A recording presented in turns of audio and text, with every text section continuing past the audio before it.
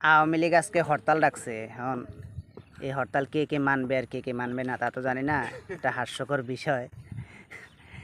তারপরে দেখলাম মিরপুরে তিনজন আটক হইলো হরতাল করতে যায়, বাম্বু দিতে আছে। আওয়ামী লীগের যেসব ভাই বন্ধুরা আছে তাদের প্রতি একটা রিকোয়েস্ট করবো, আপনারা এই সবগুলা ছেড়ে ছুড়ে দিয়ে তিন চিল্লায় চলে যান, তিন চিল্লা যায়া ভালো হয়ে যান। এইসবগুলা বাদ দিয়ে দেন। আপনাদের নেত্রী যাওয়ার 3 দিন আগে তার আত্মীয় স্বজন যারা আছে সবাই SMS দিয়ে দিছে যে তোমরা যে যেভাবে পরিস্থিতি ভালো না, যে যেভাবে পারো দেশ ছাড়ি চলে যাও।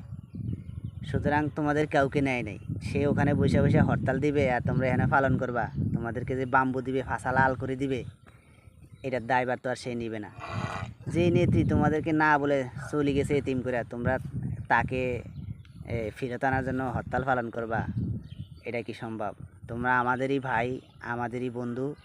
সুতরাং বলবো তোমরা সবগুলো ছেড়া ছেড়ে দিয়ে তিন চিল্লা যায় ভালো হয়ে যাও, নামাজ কালাম পড়ো, আল্লাহ আল্লাহ হয়ে যাও।